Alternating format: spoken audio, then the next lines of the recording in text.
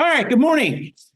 This morning, we're going to talk about a very good topic, open houses, because we're coming into the spring market and open houses are a great way to get out there and show yourself as a professional agent, right? And there are people wanting to be outside, weather's warming up. So it's just a good thing. So let's talk about open houses. Hold on here, let me find my mouse. There we go. Do people buy houses at open houses? Statistically, no. Very, very few people actually buy. I think it's less than 1% of people that attend open houses buy the house that they're seeing at the open house. So why is that? Well, often the house is not in the price range they thought it was, right? Like they didn't know enough to look it up, or it wasn't what they thought it was. It's not the right size for them. Sometimes they're just nosy neighbors, right? Like they're just people down the street. They're like, hey, open house, cool, I'm gonna walk down. They may be a little too early in their house hunt to pull the trigger. They might have just been driving around and nothing better to do than to pop in and see your open house. And maybe they're just out looking for a friend or family or somebody that they know is moving to the city. So why do we host an open house? Because almost every one of those people is a potential client for you. And so when I was a listing agent, I would tell my sellers, not going to do an open house. And here's why I'm not going to do an open house, because I don't work with buyers. I only work with listings. And so therefore, I'm not going to use your house to get other clients. I'm going to sell your house, market your house, and get you the most money for it. I'm not going to leverage your listing to get me more business. Now, as long as you're honest with people, and I will tell you how many times I told that to people and people still said, oh, but we need an open house. Okay, you're not listening. Like, it's not, we're not going to sell your house on an open house. Like, it's not going to happen. Statistically, it's just so rare. But using open houses to generate business is a great way to be consistent in generating people to work with. And in reality, as much as my little story says that it's just buyers, it's also sometimes sellers. Those nosy neighbors, for instance, they're coming over because they want to see, wait, that house is listed for how much? What's it look like inside? I've never been in that house. I wonder what it looks like compared to mine. Why are they looking at that? They might be thinking about selling, and they might not sell in the next 30 to 60 days, but they might sell in the next 3 to 6 months or even 12 months. And if you stay in touch with them, who are they going to sell with? Probably their best friend who's a real estate agent, but that's a whole nother thing. So, all right. How do I make sure my open house is successful? Here's the key. Pick it early. People that decide to do an open house on a Friday afternoon are silly.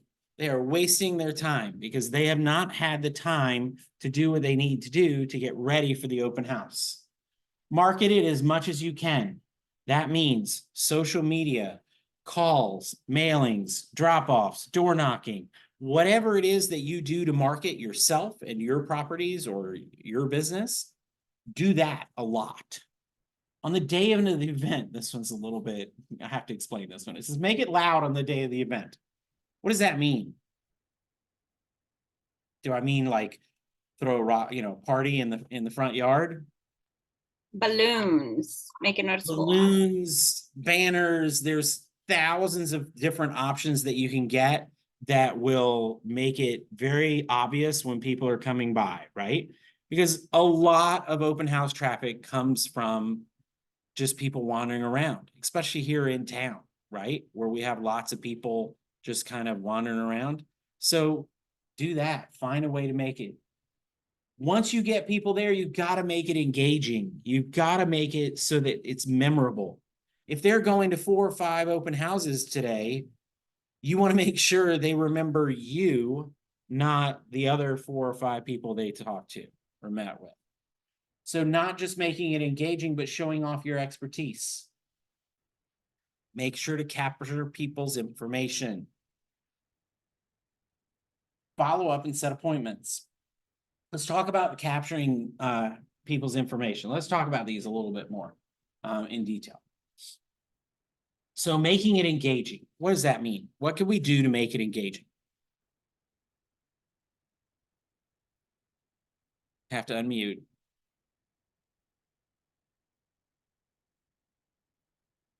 Victoria, Um, you're muted.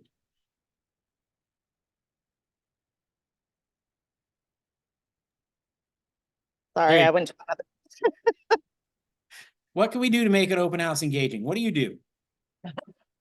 Um, what it? I posted on all my Facebook, and I had this last time my clients posted on their Facebook for the community. For the So neighborhood? Yep, that's good. that was great because it ended up getting a bunch of the renters that were in the community to come out. Cool. And then we just set up a really nice open house. I had a sign on the gate giving them information how to get through the gate and directions to the unit. So it made it easy for people to find it. And then on the front door, I put a come on in sign. Nice. Welcome home, come on in. And then inside, we had cookies and brownies, fresh cookies and brownies, and some snacks and drinks, and Sure. invited people in to walk around and tried to keep it light and airy and, chat with people and make it feel more homey. Good. And yeah, I think what that's a great explanation. Well, it's a couple things there. That was good marketing stuff. And then of course, engaging them, even just the little sign on the front door, right? Like people, I don't know about you, but because I've been a realtor for 20 years, I go up to a door and I just open it. Doesn't even faze me, right? But right. most people, when they go up to a door that's closed, they don't want to just open it, right? Like, so then they're knocking or they're ringing the doorbell, and in an open house situation, you probably just want them to come in. And so that's great in the cookies and those sorts of things. One little CYA and caveat to help protect everyone: make sure whatever you're planning on doing, you run by the owners, right? I was at an open house once, or maybe it was an agent caravan, whatever, similar, where one of the agents was going to heat up cookies, and they went to turn on, there were double ovens, and one of the ovens was full of plastic trays, and the other oven was empty. She thought she'd turned on the empty oven to put cookies in, and within about, I don't know, 10 or 15 minutes, she realized that she had turned on the oven full of plastic trays, which melted and damn near caught fire, all of the plastic trays in the extra oven. So one, pay attention to what you're doing, and two, have a conversation with the owner to make sure that they, because some people are going to be like, I've been in houses where if you had cookies with chocolate in them, oh my God, the owner would have lost their mind, because that white couch, I don't want anybody getting chocolate on it, or the white rug or whatever, right? So just, that's part of the conversation to make sure. Showing off your expertise. So this one is one that I think is really important. You are extremely likely to get questions about the area, about other houses that are for sale, about, is this typical? Like, tell me about this house relative to other houses, those sorts of things. And so if you make yourself an expert in the area, and you know all of the other houses that are available and how much they are and all that kind of stuff, you can take an active client or an active prospect and immediately convert them into a client. So I'm going to tell you an example. You're at an open house that started at 2:00. It's 2:30, and this person comes in and they start talking to you about the house, and they're like, wow, we really love the neighborhood, but this house is not quite big enough. We really need a fourth bedroom. And after talking with them, you realize that, they can afford it. They seem like they're ready to go. They're not working with an agent. And you tell them about a house around the corner that happens to be a 4-bedroom that's in really great shape. And you ask them, would they like to see it? They say, sure. Here's my question. Do you shut down your open house and say, I'll be back in 20 minutes and go show them the house around the corner? Or do you schedule a time for later? Or do you say, okay, I'll follow up with you and we'll go see it later? Which one do you think is the best plan? Muted. See it later. Nope. Shut Oh, down shut your down. open house and go show them right now. Why? Okay, but what if there's people there? Get them out. Say, hey, come on, we're going to see a house around the corner. Come join us. We're going to lock this one up for 20 minutes and go see this house around the corner and show. Why? Because you are more likely to capture that person as a client if you do that immediately than if you let them drift on to somebody else. Because if they're out looking at open houses, they're going to go talk to however many, 4, 5, 6 other agents. And what if one of them, they connect better? Oh, we went to the same school. Oh, we know the same people. Oh, whatever reason that they now want to go work with that person. But if you took the time to go show them the house around the corner, it goes from there. Now, the pushback is as well, what about the owner if you're doing the open house? But the open house is not to market that house. The open house is to capture people. I'm capturing people. That's the reality. And I promise, if you stop an open house and take somebody around the corner and show them another listing, they will be your client. They just will be. And so that's the maximum way that you can convert somebody. Obviously, short of that, which doesn't happen all the time, but I've seen it happen. Just make sure you know everything you need to know, right? Like if somebody asks about what the taxes are and the nearest whatever, church, school, soccer field, football field, whatever, right? Don't discriminate against sports, but whatever kind of sport they might be interested in, you need to know where things are. How far is it to the nearest theater? Far is it to the nearest whatever? You notice I mentioned church. Now, a lot of people get real squirrely about that because we have these things called fair housing laws, right? And we don't want to violate fair housing laws. So we absolutely do not want to direct people or steer people, as it's legally called, into specific houses. But if I am standing in a listing and somebody says to me, how far is it to the nearest synagogue? If I give them a factual answer that it's 4 blocks that way, am I violating fair housing? No. No, because I'm not marketing it based on the fact that it's 4 blocks that way. I'm answering a question. It's no, I don't care if they ask about the synagogue, the Catholic church, the Buddhist temple, the whatever, the soccer field, the football field, the whatever, the grocery store, the bookstore, the movie theater, whatever they ask about, you should be able to help them understand where that is and how close it is. If they say, in your conversation, you say to them, well, where do you work? Oh, I work at such and such. It's here. Oh, great. One of the things about this house is that you can go out the back of the neighborhood and go this way and you'd be right there. You need to know that. It's part of the reason why doing an open house in a completely random area requires a whole lot more effort than doing it in an area that you're comfortable with and used to working. Right? And so that's the balance. Victoria's example, she was doing an open house in a gated community, obviously, right? That takes a little more effort. It takes a little more planning. You can do open houses at condo complexes. Just takes a little more effort, takes a little more planning. I've seen some where you had to, as the agent, you just hung out by the front door and there was a sign at the front door that said, if I'm not here, it's because I brought someone to show them. Give me a few minutes to show them and I'll be back down to get you. Because you had to escort people through the building, depending on what building it is, right? And that works, it's doable. People want to see stuff, right?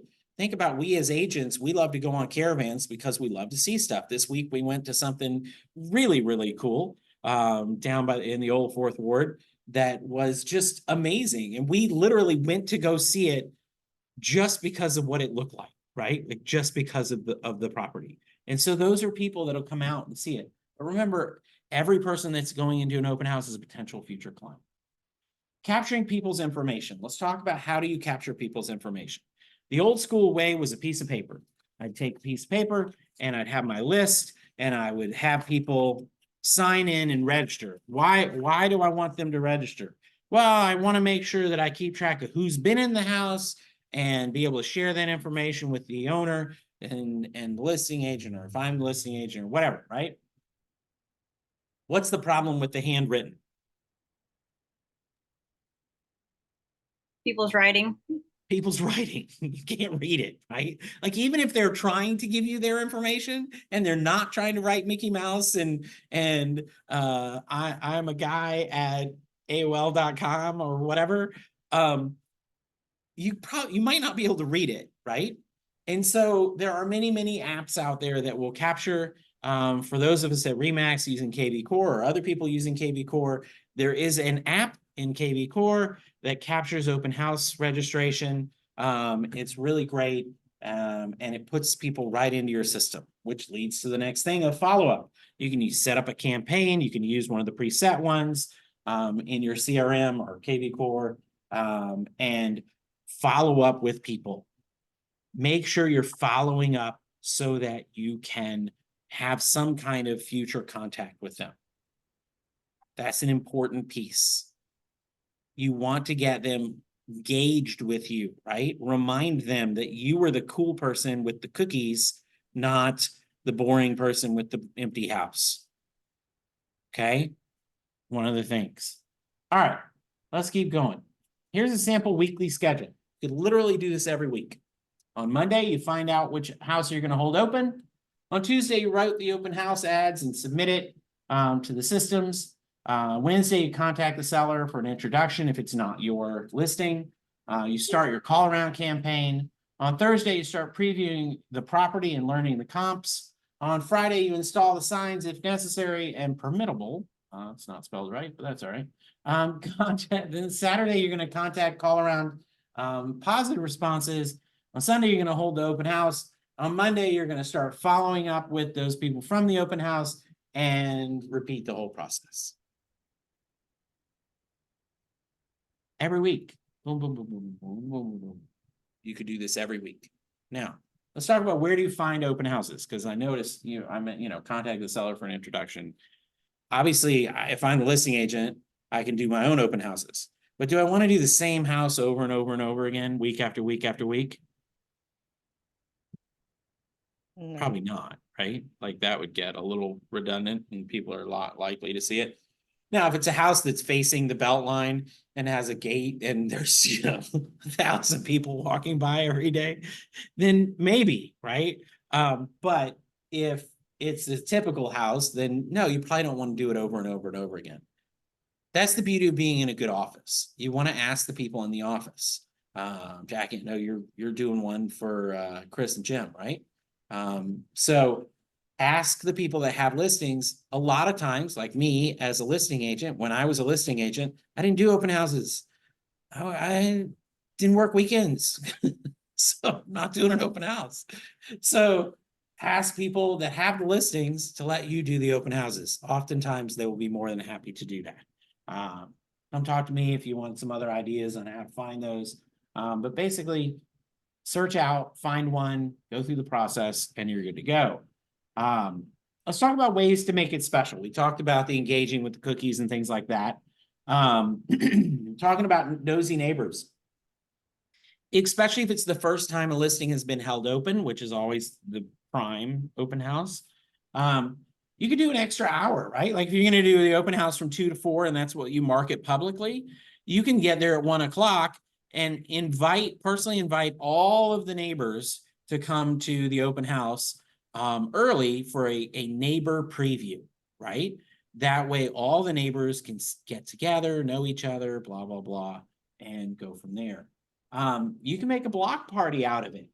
Now, if you go on YouTube or whatever and look up mega open houses and things like that, you will find people that have done exactly that, like literally made a block party out of an open house.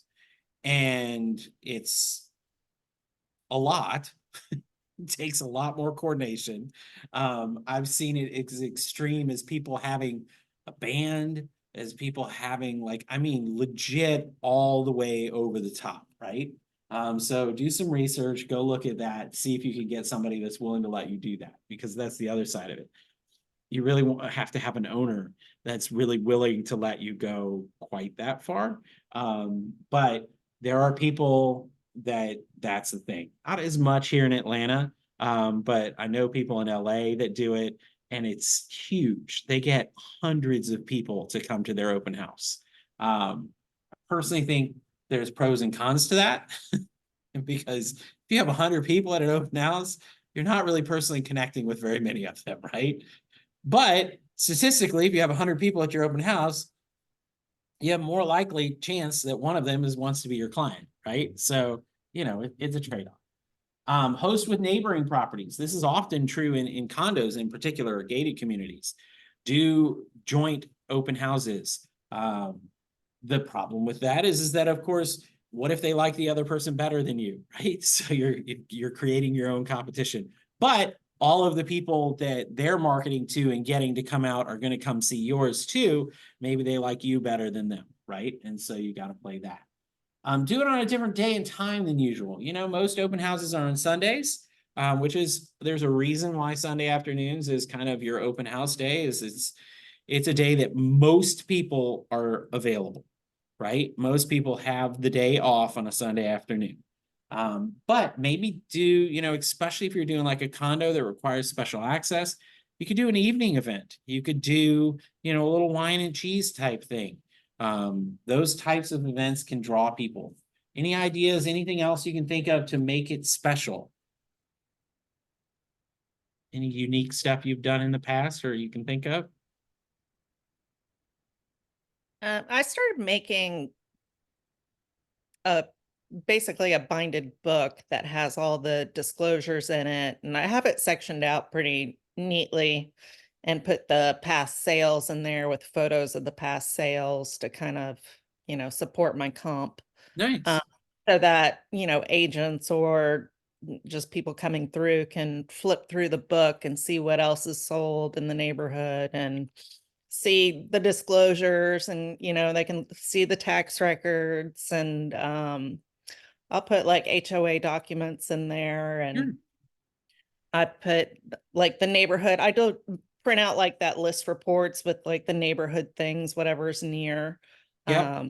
I think it just makes it more helpful for people when they're like, hey, where's this? I'm like, it's in the book. I used to do that, and I sold a condo at the Carlton to someone, and obviously I was a listing agent, and I got a call from the buyer's agent after closing, and they were like, my client would really like to have that book, that binder that you had in the property, because it had so much helpful information in it. And I was like, so you want me to give it to them? And they were like, yeah, would you be willing to? And I'm thinking in my head, yeah, I'd be willing to. It's got my name all over it. It's got all my marketing, literally my name's on every page. Sure. Like happy to give it to them. So yeah, I think those are great. I'm actually a personal fan of the binder of information, because I think it's like when you go to an Airbnb and they have the little binder with all the local to-dos and all that stuff. Why wouldn't you do that for a listing, right? You're trying to get somebody engaged in the community, engaged in the house, engaged in the neighborhood. Show them what it is, help them understand, especially if you're not there to tell them, right? And on most showings, you're not there to tell them. So I think that's a good thing for listings in general and also for open houses for sure.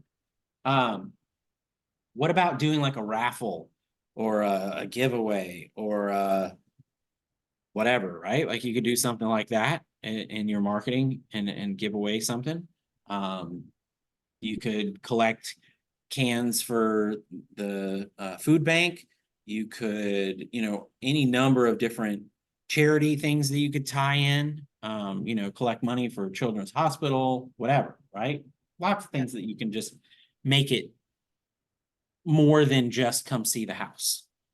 I've And done that's- that before also to try to get people to sign in Yeah. is win a $25 gift card and then they'll sign up because a lot of Yeah. times you get people that won't give you their email and their telephone number, but if they potentially could win something. Sure. I mean, everybody responds to money, most everybody. So I think that's a good thing to work to throw in.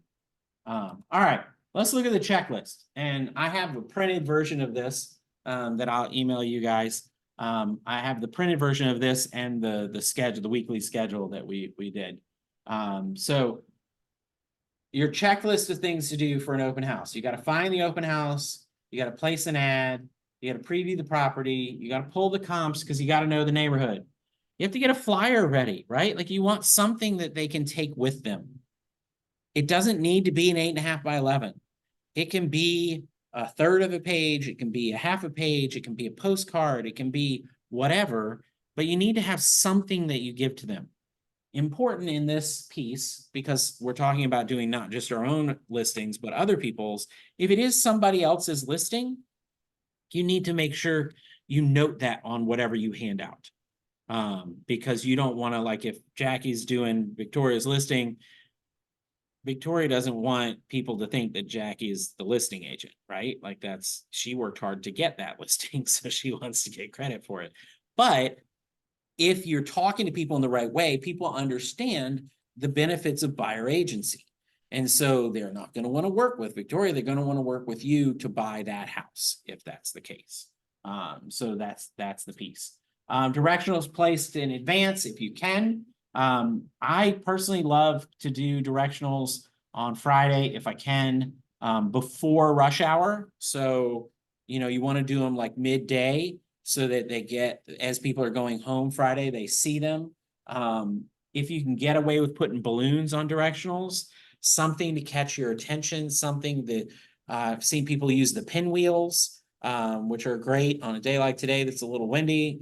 Pinwheel is great. Do your call around campaigns.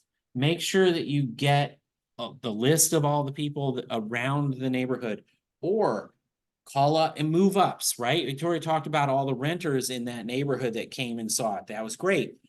You might call a nearby apartment complex and try to talk to people that are renting and say, hey, I'm holding an open house. And specifically, we're talking to people that are looking to get out of rentals and into buying something. We're going to have some information there, have a little brochure on how to buy instead of rent. Like these are the kinds of things that you can engage people with and get people to come in a little bit more engaged. Open house registration sheet and pens, or preferably the app if you can use it. Balloons, music, something to keep it from being just horribly silent in the house. Bring your own little Sonos speaker or whatever that you need to be able to use off your phone or whatever. And then something to take notes on, whether it's a notebook or your phone or a tablet or whatever, so that in your conversations with people, if you need to write information down, you can write information down. Now, what's the one thing on this list that's missing? There's two things that you could also bring with you.